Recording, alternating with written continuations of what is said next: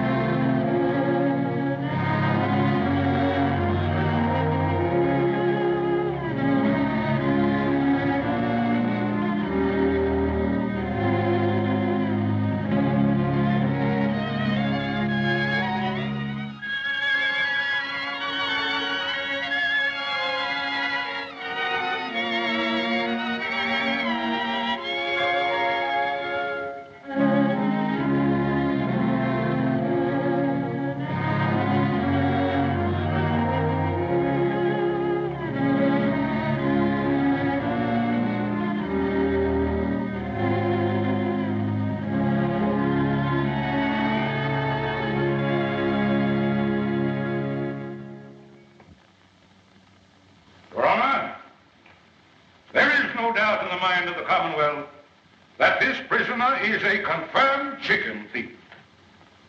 He has no place in this God-fearing community. He is a vagrant.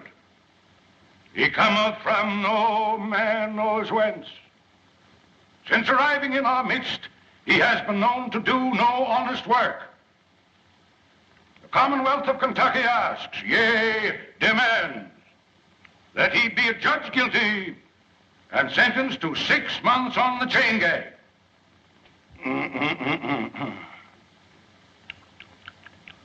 Hey, boy, wake up there. Sheriff, wake him up there. If anybody's going to sleep in this court, it'll be me. Hey, wake up. Come here, boy. There. Come on over here, right there. What's your name? Poindexter. Poindexter? Yeah. Who gave you that? Mr. Randy. Randy? You mean Major Randolph Poindexter from down at Pine Bluff? Yeah, Pine Bluff. Oh. Well, looks like you Poindexters is always getting mixed up with some chicken somehow.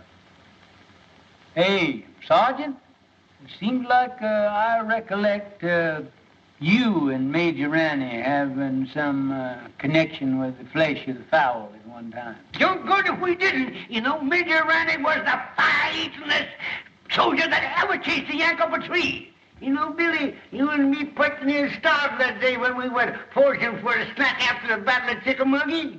Chickamauga? No, it was the Battle of Kennesaw Mountain. There's no such a thing as a Chickamauga. Oh, you're both wrong. I'm not wrong. It was the summer of '63, and we were just outside of Nashville. No, Billy's right. I remember. For wasn't I there, Mitchell?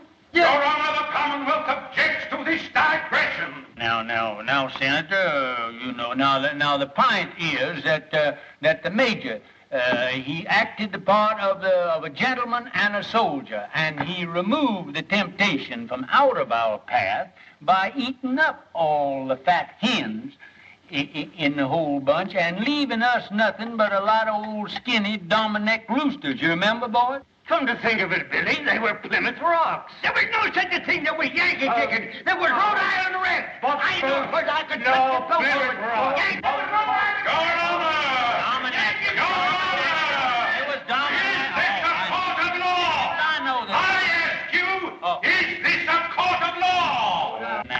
Now, Senator, I don't get on your high horse that way. You know, we ain't in a great big hurry, but incidentally, what do you charge with there, boy? Nothing, Judge, but I wasn't there, them chickens showing up. I just fishing.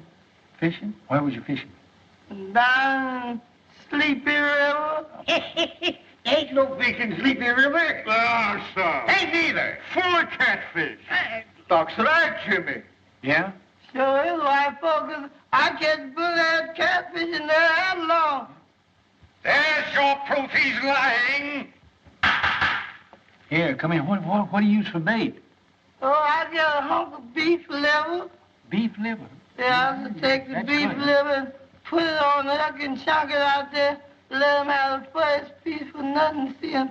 Then you put some more on that and chunk it out there. And then they think they're going to get that for nothing. And you catch them long as you got the liver. And I go down there all the time, and I don't care nothing but that liver. Right, just with the two coming on. Yeah, I remember. Oh, down there. I bet it must have been how long? Yo, sir. I told them the other night. I got to take down the judge's clothes. Got to take 'em in the house. Yes, Lord. Got to get out that old ironing board. Fix 'em up for the judge to wear. Yes, Lord. That's what I was going to do. Praise the Lord, Mr. Room. Is you a hand or is you ain't? Hi, Aunt Dilsey. How come you here? The judge say you up there at that college learn to be a lawyer, man. Aunt Dilsey, I got stomach trouble. Lord help you, white child. What them Yankees been feeding you? Not a darn thing. That's the trouble. What have you got for supper? Mr. Rome, you stay here. Us was going to kill the high-stepness rooster in the yard and a great big bowl of milk gravy and grits. And waffles? Don't you worry none, honey. You's home now. Mr. Rome's home. Mr. Rome's home. Mr. Rome's home. Hey, Uncle Billy! Get that baby. Hiya. Well, if it ain't wrong. Well, salt me down. What happened up there? Did them Yankees kick you out of that law school, huh? Sure they did, with a diploma. You're now looking at a full-fledged member of the bar. Let me look at you. Full-fledged, my gizzard. Yeah, lawyer. You know, you better get your britches half sold, because you're going to sit around a long time before you get your first client. Well, I don't mind, Uncle Billy. You know what happened to me before I got my first client, don't you? Lord, I sat through 2 Republican administrations before I...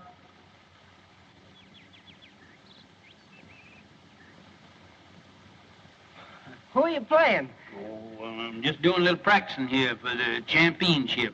I got Jeff here. He's doing the retrieving for me. Me and Herman Felsberg is going to play against Jimmy Bagby and Doc Lake. 2 of them balls down there, will you, Jeff? 2 again. Mm-hmm. Remember the last time? I'm going to show you what had happened to Jimmy Bagby now. If he's, just want to show you how far I can... Ooh, look at... Look at them Yankee shoes you got all that, Jeff. Look at that. Yes, I never seen shoes with buttons on them before. I seen pants, but... Oh, say, that's fine. Oh, just take your button shoes with you and just step that off and see just how far it is. All I right, think that's Uncle about Billy. a record. 1, 2, 3, 4.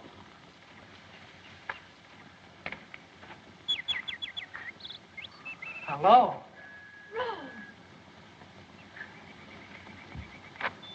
Glad to see me? Why, I thought you were still up north. I got in this morning. How'd you know I was back here? Well, I didn't, but Uncle Bill... My, you look pretty with those things. Isn't this a lovely spray? Mm-hmm. Now, young lady, I want to ask you a question. Please let me down, Rome. Miss Gillespie, will you please tell this court why you didn't answer my letters? I've got to go in. Really, I have. Now, tell the truth, the whole truth, and nothing but the truth, so help you. You know why. All I know is that you've changed since I went away. Well, that isn't it, Rome. It's just that we've grown up. You mean you don't like me anymore? Oh, Rome. Well, if my mother or anybody has said anything... Oh, Ellie Mae, I mean... Well, I'm old enough to choose my own friends. Please let me go. We've got to get this thing settled once and for all. I've got to go in, really, I have. All right, then. I'm coming back tonight and find out what it's all about. You can't. I have an engagement. Who with? Fleming Talley. Well, how about tomorrow night? Oh, Rome, it's no use. All right. That's the way you feel about it. You can sit right there till we understand each other. That's all right. That's all right. We don't need no more practice for them old men. Besides, that exertion calls for a julep. Yes, but you gonna wait for that young gentleman for you. Wait for him? Unless young folks has changed since I was skirmishing around. He won't be back for quite a while. Just look at that goat. Ain't that a pretty sight? What, that goat? There ain't nothing pretty in the world than two young folks in love in the spring. Do about that goat. Oh, goat, my Lord. Ain't you got any sentiment? Ain't you got no girl? Wasn't you ever in love? Tell us stand around here talking about a goat or something. But your mint. What about my mint? A goat in your mint bed. It's in my mint bed. Get out of... Act like you starved. Bet you hungry, too. Don't look. Why, William Priest. Oh, hello, Carrie. This is a fine how do you do. What will the neighbors say? I'm ashamed of you. What's ailing you now? That gum goat come in here and eat up my mint bed there. I'll bet he must have been the ruination of 1,000,000 juleps. You and your precious mint juleps. A circuit court judge. Where's your dignity? Dignity? I don't reckon the Priest family will ever have to worry about dignity as long as you're alive and kicking. Well, it's a good thing somebody in this family has pride.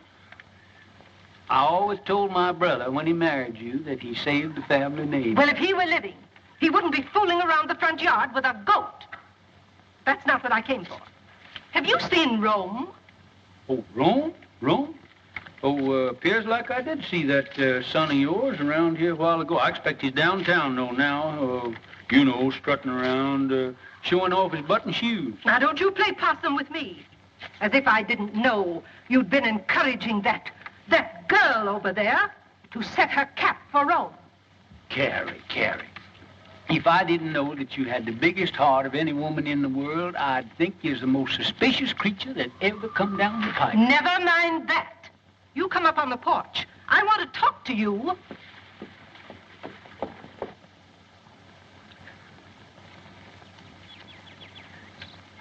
If I'd have known that's the way you felt about it, I wouldn't have hurried home so fast. I'm sorry, Rome, but after all, you have your career, your family, and everything in the world that matters to you right here. I don't think you care what matters to me. That's not fair, Rome. After all, I'm only telling you for your own good. William, I'm not a woman to beat about the bush. This business of Rome and that girl next door has got to stop. What do you got against Ellie Mae? She's an awful sweet girl, seems to me. She's got gumption, and she teaches school, and supports herself. I don't want to be unkind. She may be a very nice girl and all that. But after all, Rome is one of the Kentucky priests. And the name of priest means something in Kentucky. Well, I've never heard that it meant intolerance. It means good stock and family pride. You know the kind of stock she comes from. Yeah, her ma come to this town penniless and died, giving birth to Ellie Mae. I remember the night. She was a frail little woman. Wasn't any bigger than Ellie Mae is now. And just as pretty. But who was her father? Well, nobody don't rightfully know. Well, family may not mean anything to you, but it means a whole lot to me. I'm not going to have my grandchildren come into the world under a cloud. You haven't by any chance picked Hod Maydew as their grandpappy, have you? Oh, I know you've never liked Senator Maydew, but you can't say anything against his folks. They've got money, They're an old family, and Virginia's a lovely girl. She's always been crazy about Rome. He could do a lot worse. Well, I guess me and Rome, we ain't got anything to say about it. I knew you'd come around to my way. You gonna stay for supper, ain't you, Carrie? Not tonight, thank you, William. The daughters of the Confederacy are having a chicken supper at Cape Maydew's, and I'm late already. Looks like you daughters get more ferocious every year towards Yankees and fried chicken. You got your badge on there. Yes. Mighty pretty. Good night, William. Sometimes I think you women got more badges and medals out of the soldiers did. Good night, Carrie.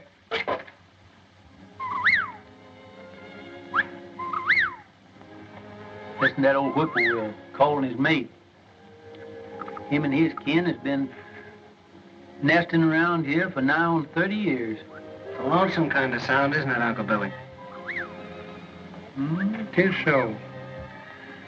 You know, the good Lord never meant for nobody, either man or bird, to live by themselves. Uncle Billy, why didn't you come and live with us after Aunt Margaret died? Oh, I never could stand your mom's cooking.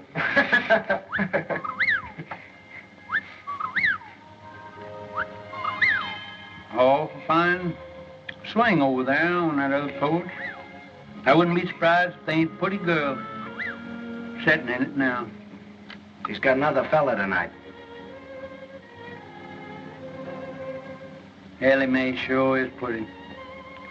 Fella gets her will certainly have to do some prancing. He can't sit around and look glum all the time. There he is now. Who? That Flem Tally. The barber? Yeah. Gives off a poor shave. Whoa. Whoa, babe.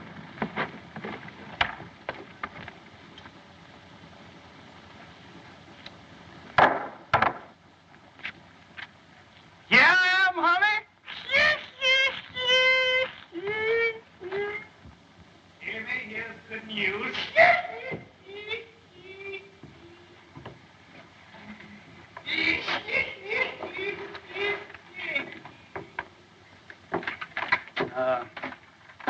Son, there ain't nothing that'll get your mind off women folks like work. Will you run back in my library there and get my old Kentucky Code of Statutes?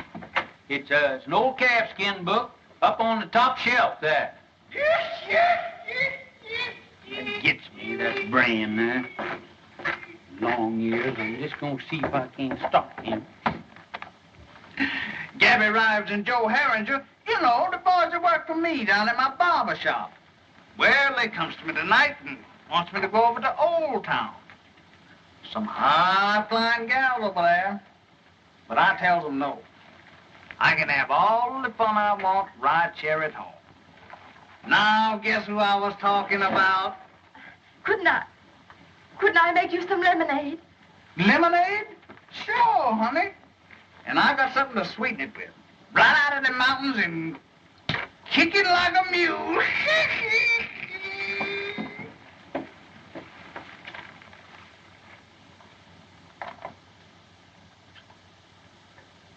Jack! Oh, Jack, you see anything I met a Flem Tally, a barber man around here? No, what'll he be doing around here? I don't know, Judge, but they're headed this way for him. What are you talking about? Who's they? Some lady's pappy, a two-barrel shotgun. He said Mr. Tally's been messing around. He sure is in a killing mood. You mean that he's going to annihilate him? No, sir. He just going to shoot him. That's all. Well, there ain't a thing that I can do about it. My job don't stop until they've got him all laid out in the morgue, full of buckshot, cold and dead. and ready for burial. Then I steps in. But you, Judge, you the law. Oh, I can't do a thing about it, as I said before, until the shooting is over. And then I'll certainly see that the murderer gets a fair trial.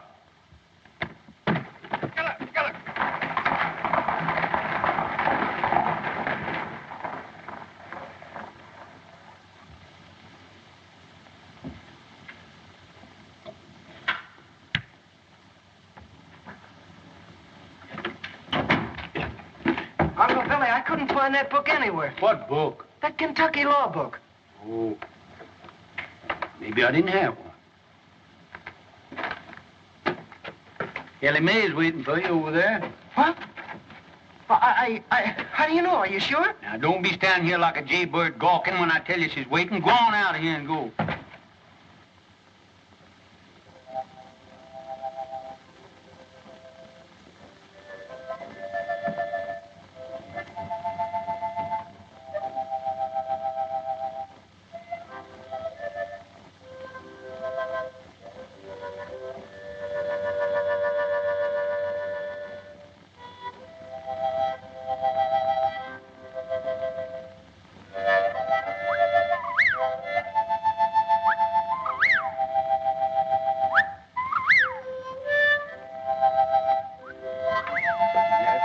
Whippoorwill.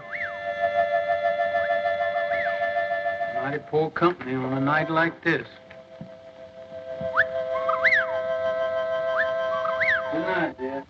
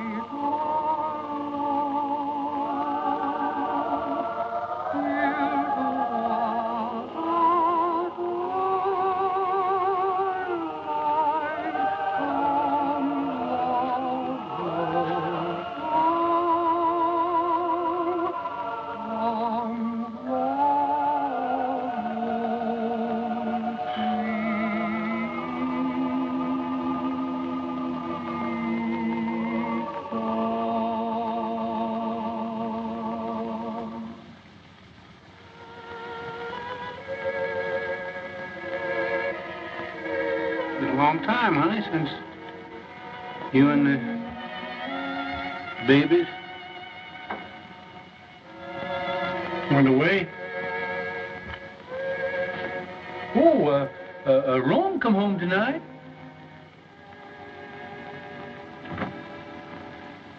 Little Robert E. would have been, he'd have been just the same age as Rome is now.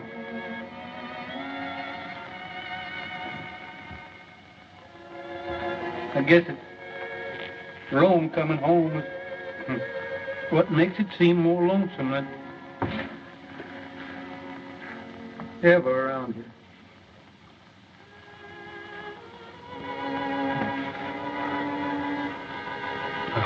Honey, you know that fella that he enlarged that tin type, he sure did a pretty job. I wish you could see it, honey.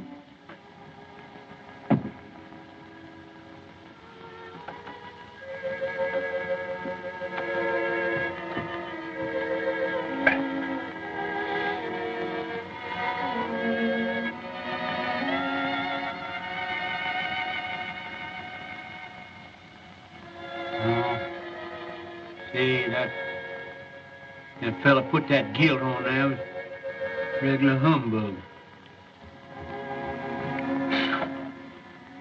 get that fixed.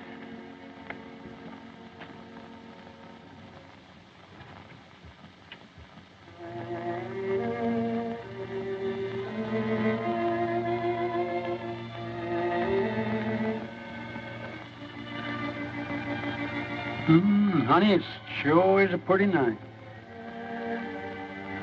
Been an awful late spring. But I don't know when I've seen the flowers looking better this time of year.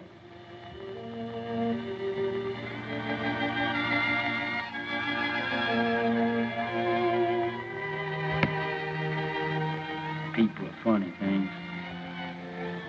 Always got their eye set on something.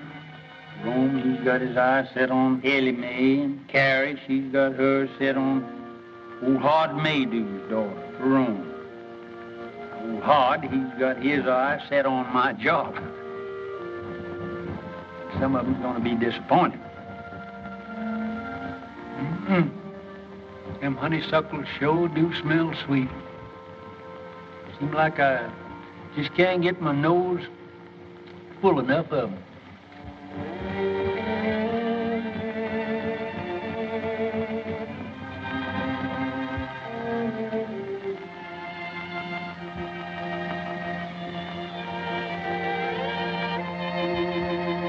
That burn, honey. There's Bob Gillis over that grave.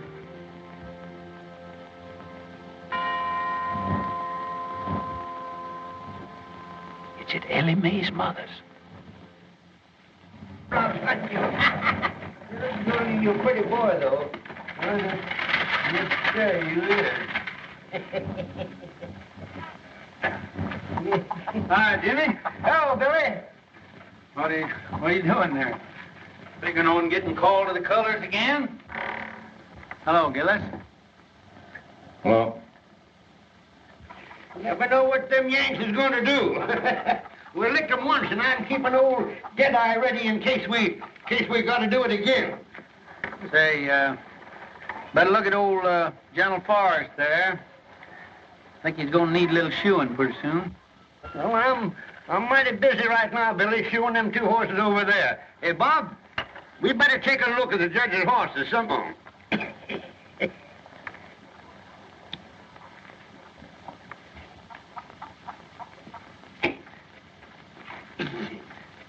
Now, Snifter, good corn. You can smell the feet of the boy that plowed it.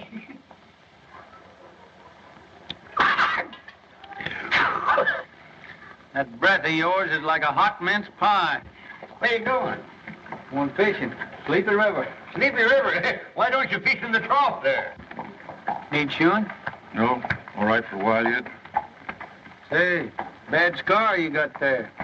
Bullet? Yeah. Get that in war? No. Folks say you come from up north. Must have got that up there.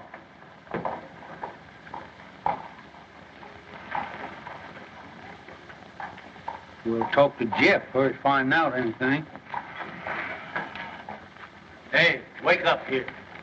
Somebody come along, steal a horse, and leave you sitting here holding the line.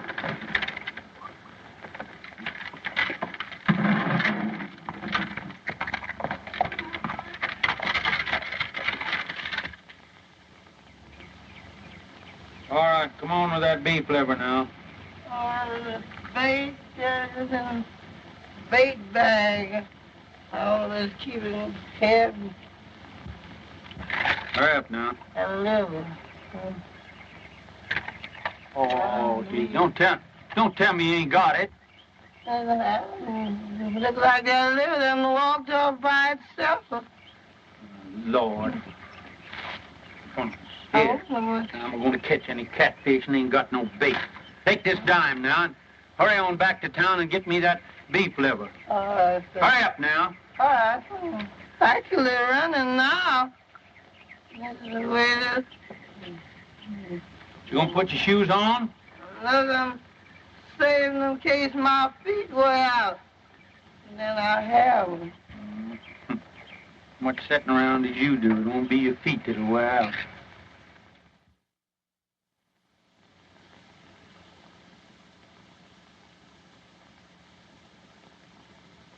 Master Jesus wrote me a note. He wrote it on the wall. He tell me to put on my Sunday clothes, for he's coming to fetch me soon.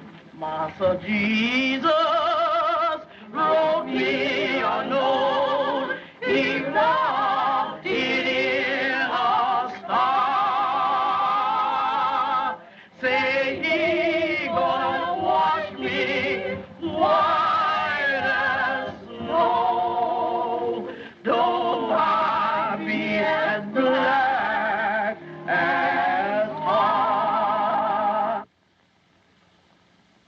Because I got a hat and this good old pretty vest hanging up in there doing nothing. Fine crab.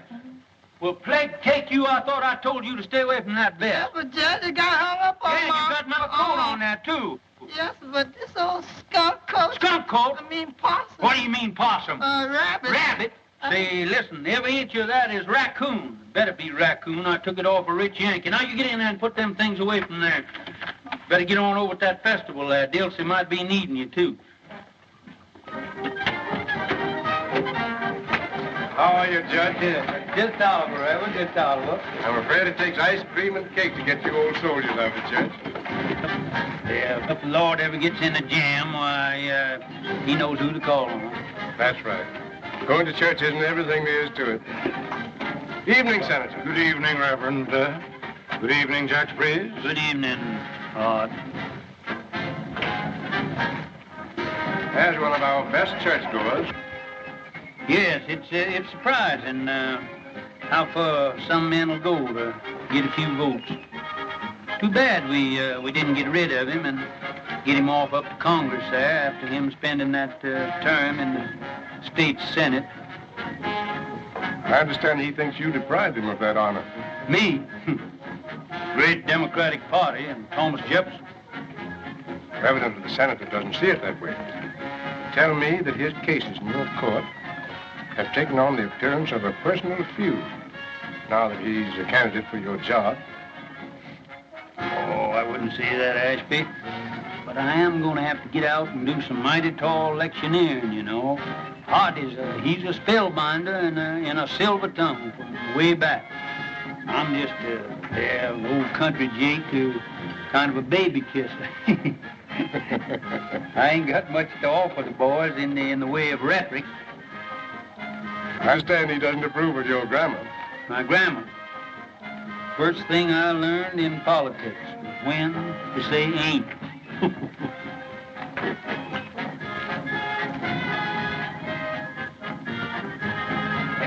Speaking of ice cream, did I ever tell you about Shiloh? Didn't I? Wait a minute, Doc. Wait a minute. How did you hear this? Well, come here. Come on back here. I want to hear this. It was the eve before Shiloh, and them orders had to get across the river to General Beauregard. What did I do? I took off my clothes and I stuffed the orders in my mouth and I plunged in. It was pitch dark. Well, sir, I was going... Good evening. You swimming again, Jimmy? Where was I? Right in the middle of the river. Yeah, yes, sir. There you're swimming in 12 miles to go yet. And there I was, swimming and swimming, diving under and around. Yankee gunboats all around me, surrounded by Yankee gunboats, and me dodging right in... Gunboats? Yes, sir. Putting them gunboats in there is a new tax, ain't it, Jimmy? Now, Rome. Now, don't you young people think you have to entertain us old folks? That's right. Run along now. They're getting ready for the candy pull. Perhaps Rome has other plans. Oh, no, he hasn't.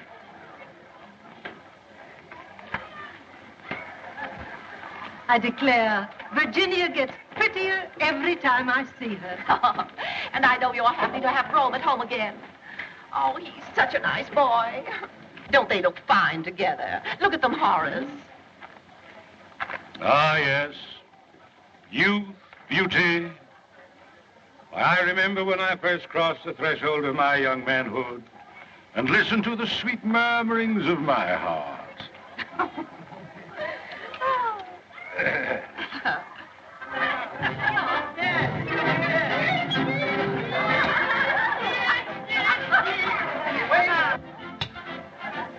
double portion, please. You have a full portion there. Oh, but we can pay for it. Can't we, Ro?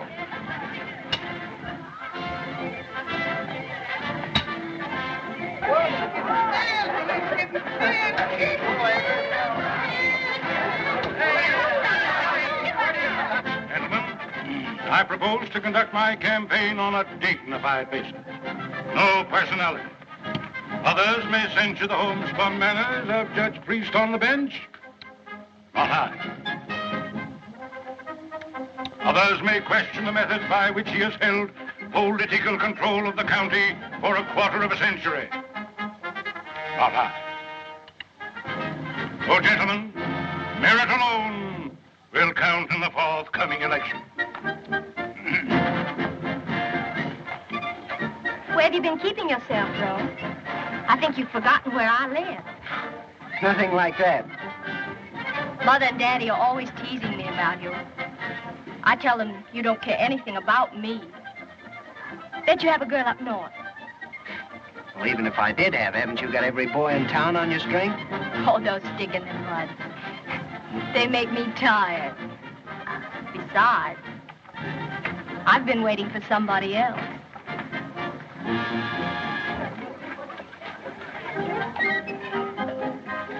Attention. Say, what's the prettiest gal at the festival here, moping around back here by herself, huh? You want some taffy, Judge?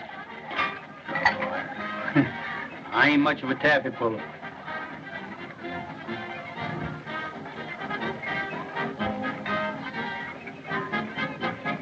On second thoughts, you can give me a wad of that, too.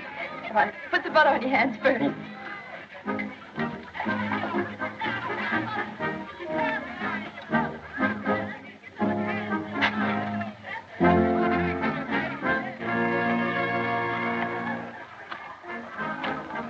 Oh. Uncle Billy.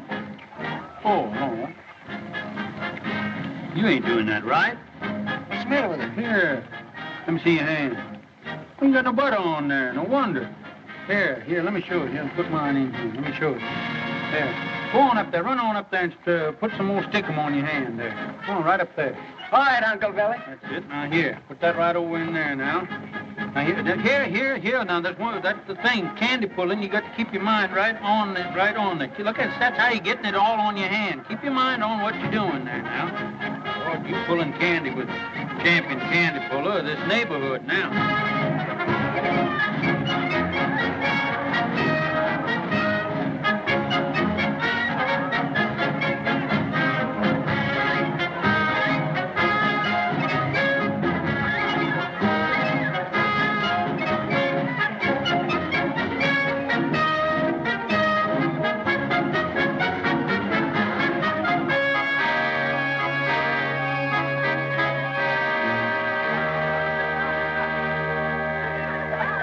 I think this is your fault. The sun shines bright in my old Kentucky home. This summer, the darkies are gay. The corn tops rise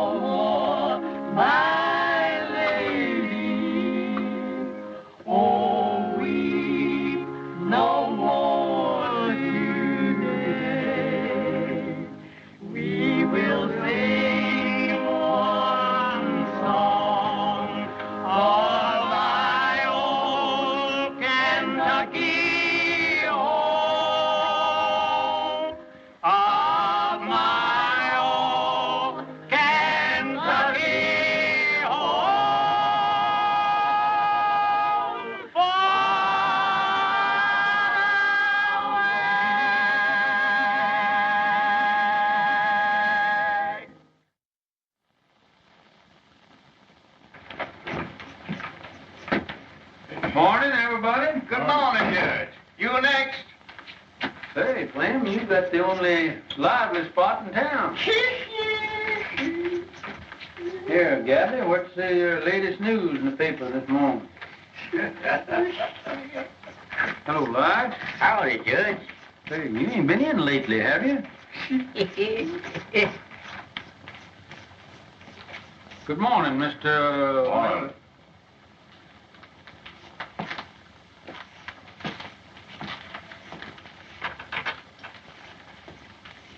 Nice day. Yeah. Oh, Flem, here she comes.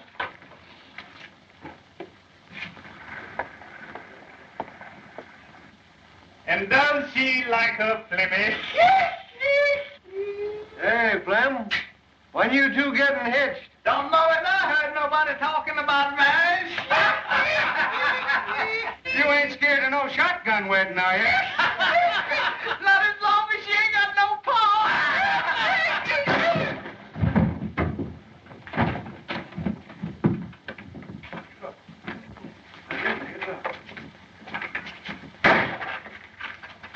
Say, that fellow's going to make himself mighty unpopular around here. That's right, Judge. Yeah. There's about 2,000 male citizens here that's going to be mighty sore at him. Yeah. When they find out that he punched you in the jaw before they could.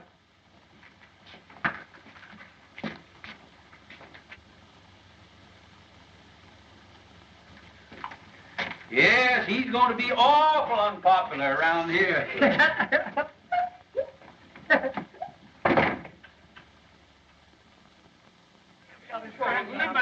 We're not licked to the last shots fired. You ain't gonna have no excuse. I got the grounds in good shape. Yeah. You choose up with Billy. There you go. Yeah. 1, 2. Oh, your hands shook. Who starts, Herman? Yes, sir.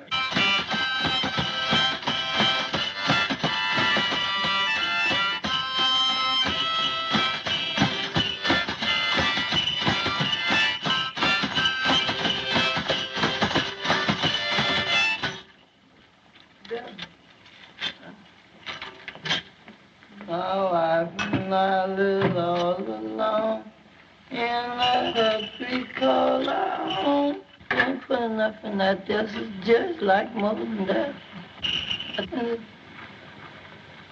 Yeah, enough. You got to spare one of them. This is she really. I ain't trying to take it with you. I just say. Always think somebody trying to. Hey! Cut them monkey shines. How you expect a judge to win that croquet game with no solace in his stomach? Hey, Dusty, you done forgot the jug. The jug here. All right, you can't say I never told you now. Leaving somebody here with all this stuff. I bet she gonna blame me for... Don't see you around much. No. Kind of keep to yourself, don't you? Yeah.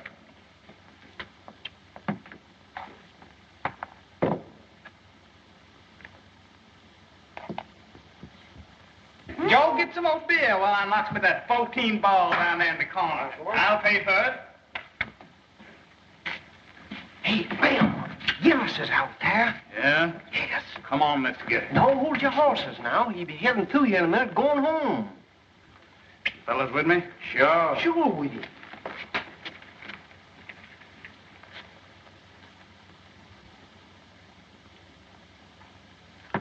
Another? Nope.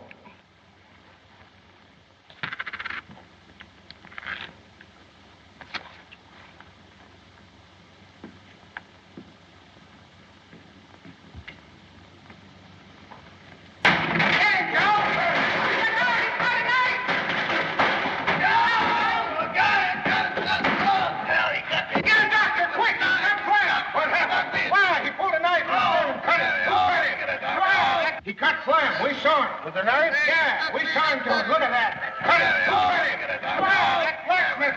We're off the fine thing. Get a doctor.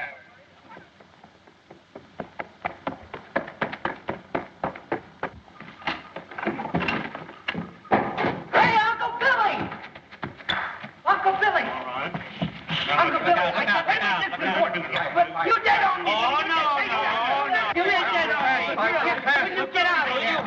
You already out of the game. Get out. You're out. Get out of here. Oh, no. Go on. Get away. Uncle Billy. He missed it. Rome, please, will you? Wait on this is an important game here now. Keep still. We're censored. Let me talk to you. Golly, I don't see how the South ever lost the war with a guy that could argue like you did. Uncle Billy. What is the matter? You've already made me lose the game. Uncle Billy, I got a client. Oh, well, who is it? What's the matter with him? Gillis, you know, Mr. Bagby's man. Huh? What's that, Bob Gillis? What's he doing? He cut up Flem Tally. Yeah? Uh-huh, and right after he gave himself up, he sent for me. Well, I'll be kicked by a mule. Did he cut him bad? Well, I can't tell yet. Gee, Uncle Billy, he sent for me. It'll be the biggest case in your whole court session, and I'll be defending him. Well, I wouldn't gloat too soon now. Oh, don't you worry. Hey, Ellie Mae! Hey, yeah, I'm going to get down to the jail and see what that fellow's got to say for himself. I'm going to see Tally. Darn robbers, they robbed us out of that, Herman. Now, you better get on down there with me because you're liable to get a chance to go as bail. Ellie Mae! Ellie Mae, I got a client. Oh, Rome, I knew you would. Come on over. I want you to talk to Uncle Billy and tell you all about it. That sort of novelty, Herman, the barber getting cut up. Whoever cut him up couldn't have cut him much if they used the barber's razor. Where's Rome? I won't have it, that's all. He's getting mixed up with that kind of people. Oh, what's he done now? Well, he's done enough.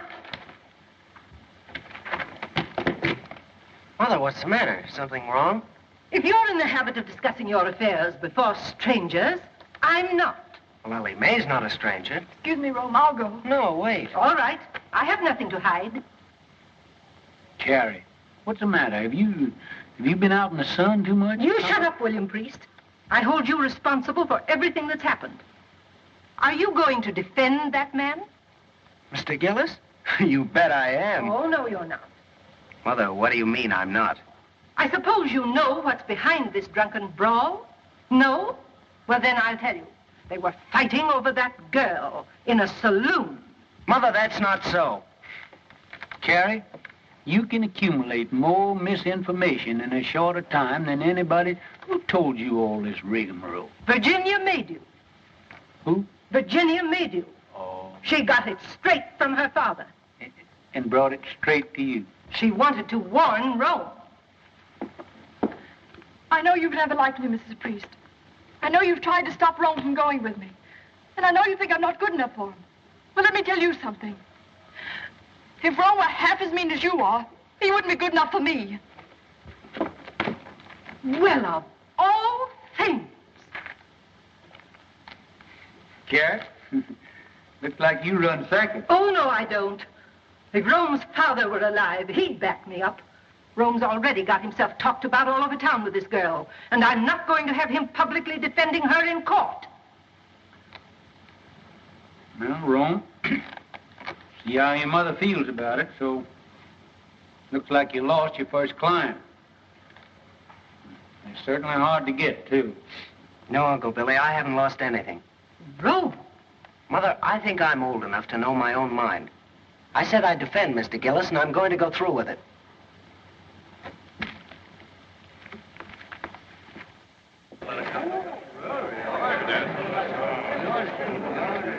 Right this way, Reverend. Have that chair there, please, sir. Hi, Irvin. Hi, Luke. How are you? Well, all right.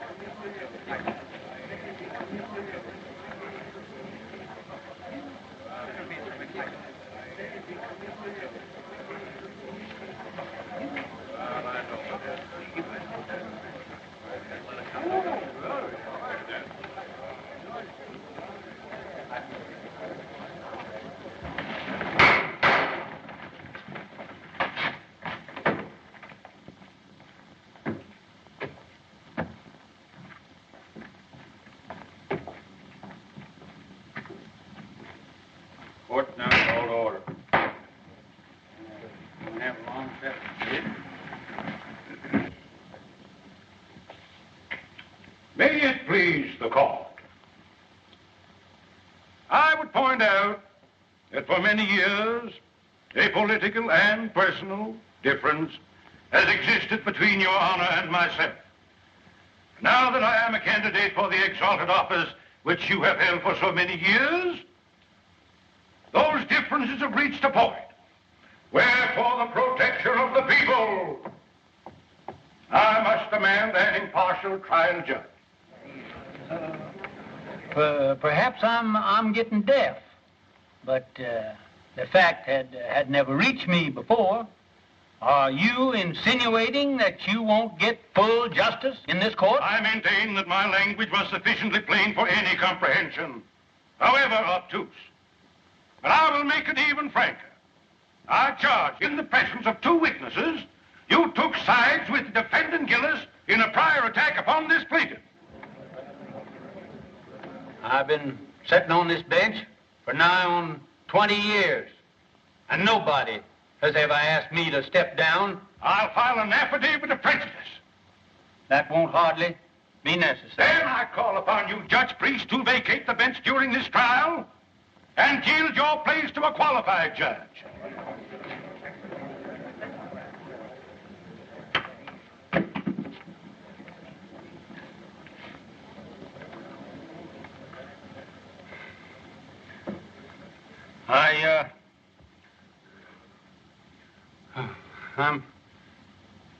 I'm not denying, Senator, that you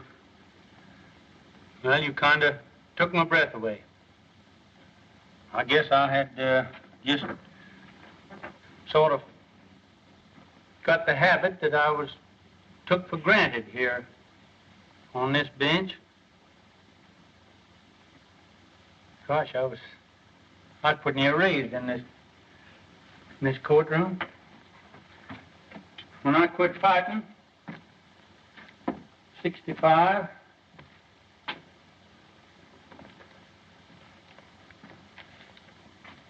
for what we thought was right, I kind of calmed down, found out I couldn't lick the whole United States.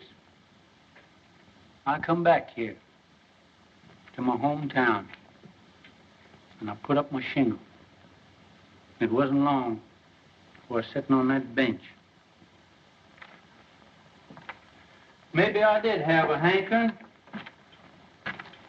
for the spirit of the law,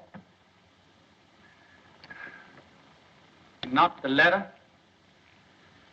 But as far as I know, nobody ever found cause to complain till now.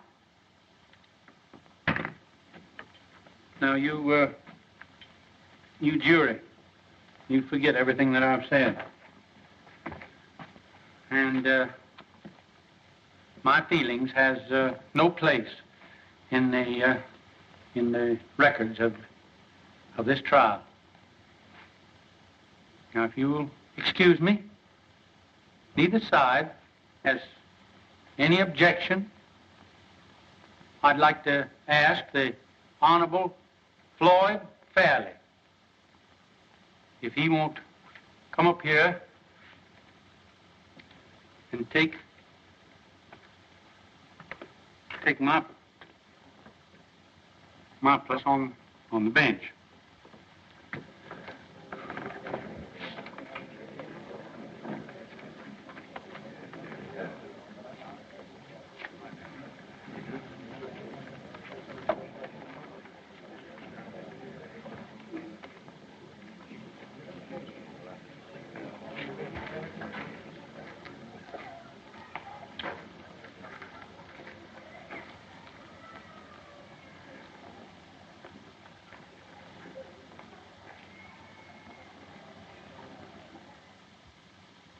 Well, what happened then?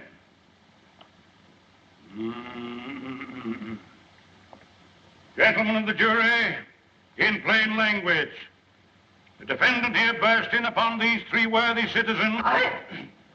I object, Your Honor. I deny that my client ever burst into any place or anything. Objection sustained. So be it, Your Honor. Nevertheless, Nevertheless, I shall demonstrate that my young friend's client here did burst into something. That armed with a lethal weapon, to wit, a dirk, dagger, or knife of deadly length and deadly sharpness, he burst into Mr. Talley's quivering flesh. I object, Your Honor. Objection sustained.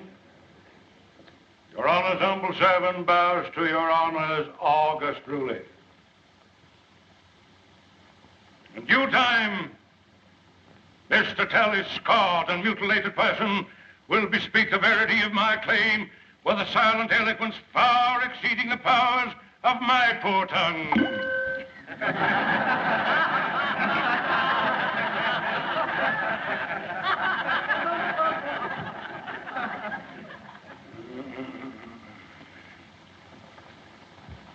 We was playing bottle pool when he come in and attacked at me. Didn't you attack him with a billiard cue? Not until after he come at me with a knife. Well, it's just like Flem says. We wasn't paying him no mind, and he come looking for Flem. But weren't you three all armed with billiard cues? Well, never heard of nobody playing pool without him.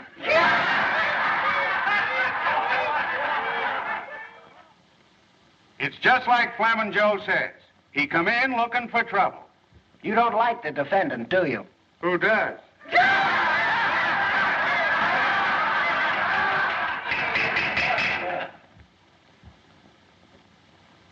Your Honor, the defense is through with the witness.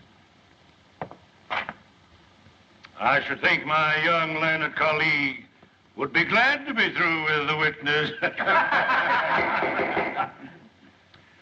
Your Honor, the prosecution rests.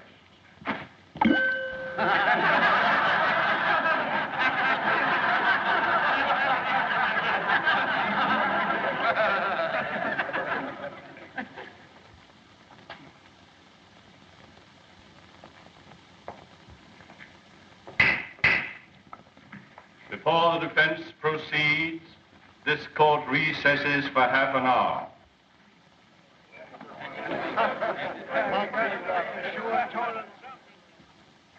I don't know why you did it, Mr. Gillis. The Judge Priest told me what happened in the barber shop. Oh, you've got to tell the jury. They'd never convict you in a million years if they knew you were defending a girl's name. Don't you see? You can't think of me now. You've got to think of yourself. Look, Mr. Gillis, I don't want to bring Ellie Mae's name into this thing any more than you do. But she's right. They can give you 10 years for assault. And the way Maydew's working on the jury, they'll give you the limit. Oh, you've got to tell the truth, Mr. Gillis. Don't you see? You've got to. I ain't going to tell him anything.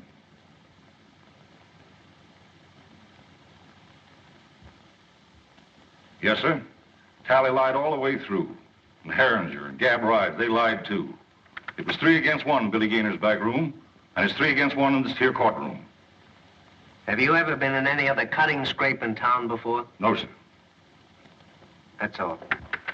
One moment.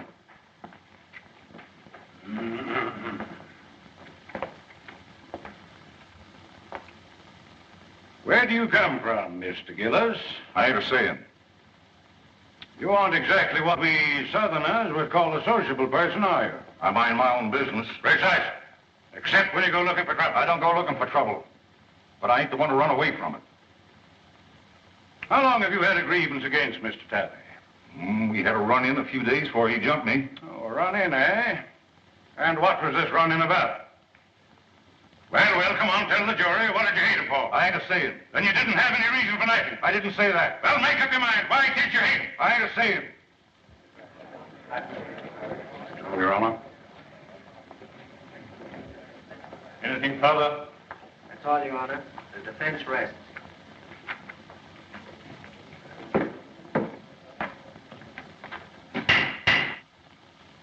This court will adjourn till tomorrow morning.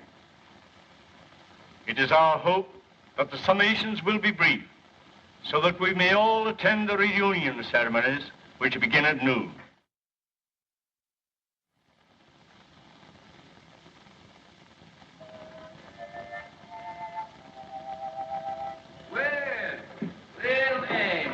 Yes.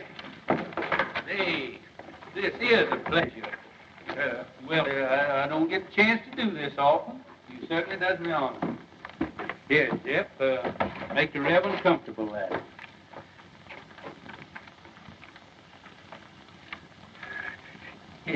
It looks like you kind of caught me red-handed there. Could I, kind of inveigle? Been a long, tiresome day, and it's mostly mint. No, thank you, William. I appreciate your subtlety. You know, I kind of thought that that you'd be working on your Memorial Day address for tomorrow. Well, that'll take care of itself. What I'm worried about is this poor devil of a Gillis. You know Gillis? My trade takes me into queer quarters sometimes. Well, I feel just as sorry for that fella Gillis as you do, but I'm plumb out of it. Hart got the best of me. He sure did.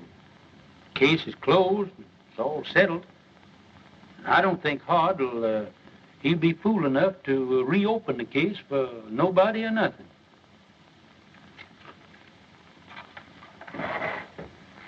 William, I have a duty to perform. A Christian's duty. I'm going to violate the sacred confidence of another. I'm going to break a pledge of secrecy because it's the only course that I see that lies before me. I'm listening, Ashby. 25 years ago. The judge is showing hard misery. Reckon folks ain't been acting just right. Maybe his stomach's been complaining and he needs a toddy this night. Yes, Lord. Yes, Lord. 'Cause tomorrow he's got to be like Mr. Samson, saving Daniel from the lion's den. Saving Daniel from the lion's den. Yes, Lord. Yes, Lord. The judge could do with a toddy right now. Yes, Judge. Yes, they'll see soon as you get me some men. Oh, Jeff. Jeff. Come on, hurry up here. Come on here when I holler at you. Where you been? Well, I was... Hey, listen, you want to earn that old coonskin coat of mine? I can have that coon coat, Judge. Thank you. Yeah, wait a minute. Come back here. You can if you do everything I tell you to. Do you know a gentleman by the name of Mr. Hart Maydew? Yes, that mean man, that coat house. Yeah. Well, now you see that he gets that, but don't you let him know how he got there, That's see? all I got to do, Yeah. Thank Say, you. wait a minute. Can you play Dixie on that thing there? With that coon coat, yes, I played Dixie with Marching Through Georgia. Oh, way ahead. Marching Through Georgia. Yeah. I got you out of one lynching. Yes, but for that coon coat, I know that I was going to Get you playing Marching Through Georgia, I'll join the lynchers.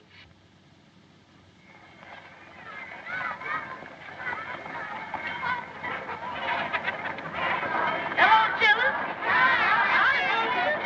What do y'all got in your basket? Oh, the chicken. Well, that's what I got. That's what the judge likes.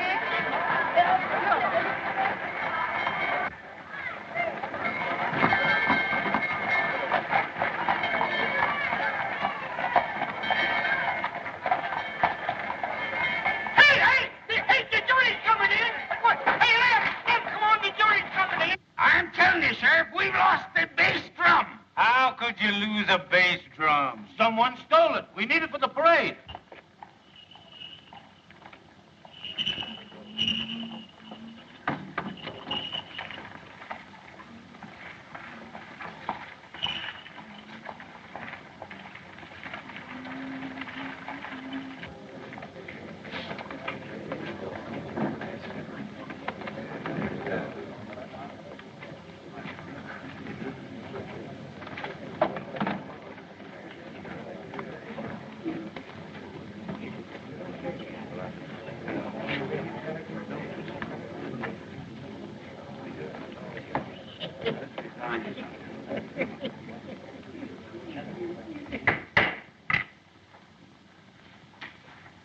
You may begin your summation, Mr. Prosecutor.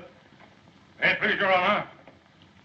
Since adjournment yesterday, certain information has come into the hands of the Commonwealth, which, in the interest of justice, impels me to reopen the case. The Commonwealth desires to recall the defendant Gillis for further cross-examination. Very well, Mr. Maydew. Proceed. Robert Gillis, take the stand.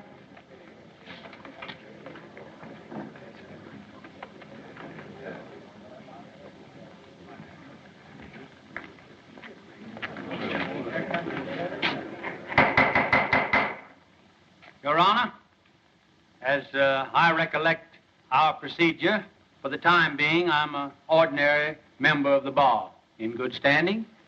Not ordinary, sir, but absolutely in good standing. Thank you, sir. Thank you kindly. Then I have the honor of announcing myself as Associate Counsel for the defense. Seeing as the case has been reopened,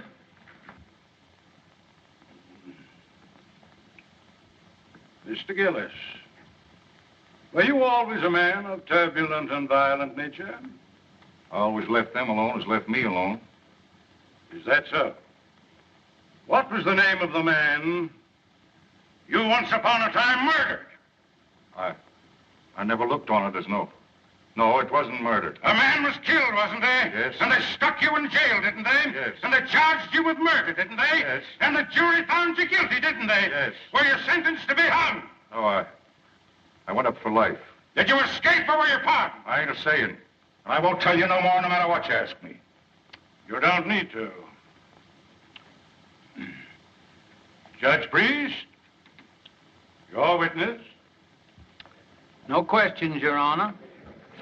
But, Uncle Billy, hasn't the defense any evidence to offer in rebuttal, Judge Priest? One character witness, Your Honor. Mr. Clerk, will you kindly call Reverend Ashby Brand?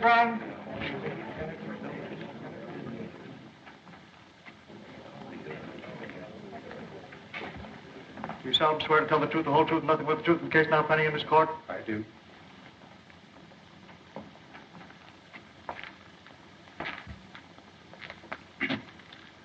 Reverend Brand, before you come to this town, what was your occupation? In my early manhood, before I took holy orders, I had the honor to be a captain of artillery in the late war. In the War of the Rebellion? No, sir. The war for the Southern Confederacy. Yes, sir. You're right, sir. That's right. He's right. My error. One moment, please, Your Honor.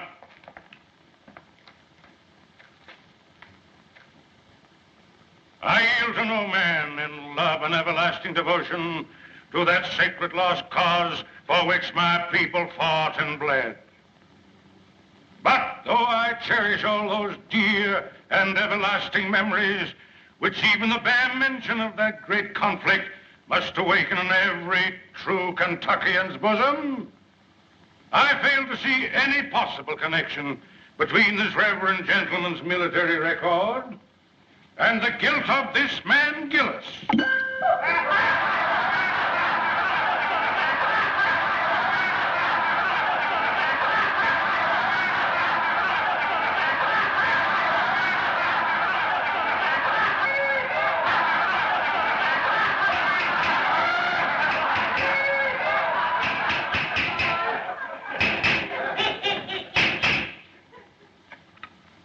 I think the court will commit no grave legal error by allowing a minister of the gospel to tell his story in his own way.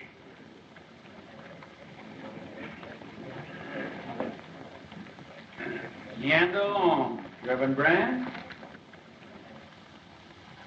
As many of you know, I am a Virginian. On the day my state seceded from the Union, I enlisted. I was a private in Penn's Virginia Battery. By the latter end of the 3rd year, I was in command of that battery. All the officers ranking me had been killed or disabled. We lost heavily at Chancellorsville. And at Fredericksburg, we were almost wiped out. We kept our field pieces. We kept our pieces until the end. But we had not sufficient men to man those guns, nor anywhere to turn for more men. There were no more men left to come in. The Confederacy in '64 was robbing both the cradle and the grave for cannon fodder. Well, sir, I got temporary leave and went to Richmond to see our war governor. I said to him, "Sir, I've come to you to ask for men to serve my guns." He laughed and said, "Tell me where they're to be found." I said, "Among the chain gangs from the state penitentiary." He said, "You've come too late, young man. I've freed every convict that might conceivably be trusted with freedom. There are left only the lifers, and I dare not turn them loose. They're working under guard, building defenses for you to fight behind." He opposed me, but I argued with him. And finally, I won. He gave me authorization, signed it, and with his own hand, affixed the seal of the sovereign state of Virginia.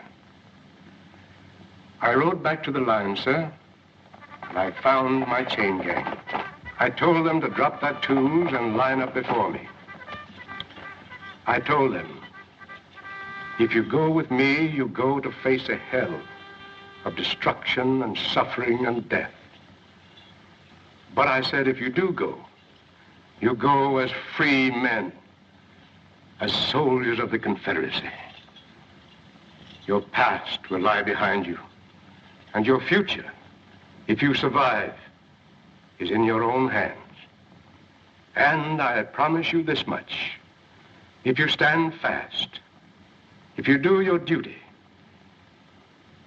if bravely and honorably you acquit yourselves as men, then such of you as live through to the end, and some of you will live, are not to come back to this.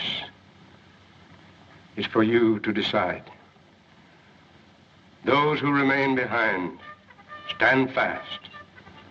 Those who come with me, advance one pace. Gentlemen of the jury, I tell you, they came at me like a wave from the sea, every one of them. And as time went on, they won for themselves the name of the battalion from hell.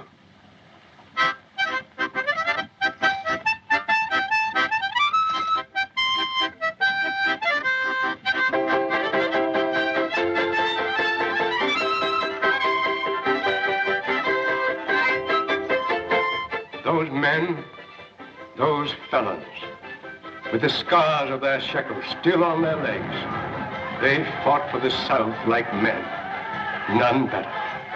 And they died like men, most of them. I was one of those men of whom I wish to speak a special word of tribute. He stood out for his courage and his fidelity, for his worth as a soldier and a man. Most of all, for his invariable truthfulness under all circumstances. He was from the mountains of my own state, a man who spoke little, but did much. I saw him once go out under fire during a battle to rescue at his own risk a wounded Union officer who lay there helpless between the lines. Another time, our stars and bars was wrested from our hands. We fought breast to breast that day. This man of whom I'm speaking threw himself on a riderless horse and rode into the thick of it, and by the grace of God, came galloping back from the jaws of death, our colors clutched in his hand.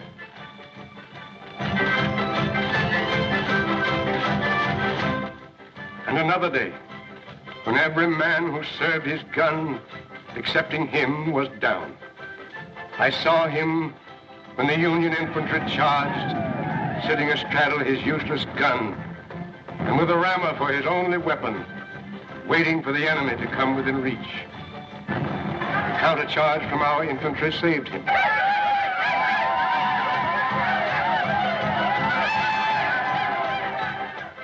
But he had stood fast, and he was alone.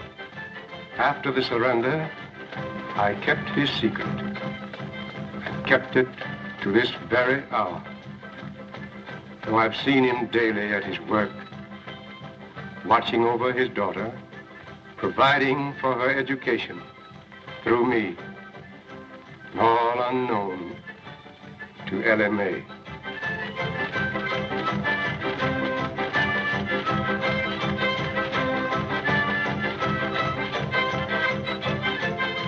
Gentlemen, as a soldier, I knew that man as Roger Gillespie. You know him by the name he now wears, Robert Gillis. Hooray for Jeff Davis, the Southern Confederacy, and Bob Gillis!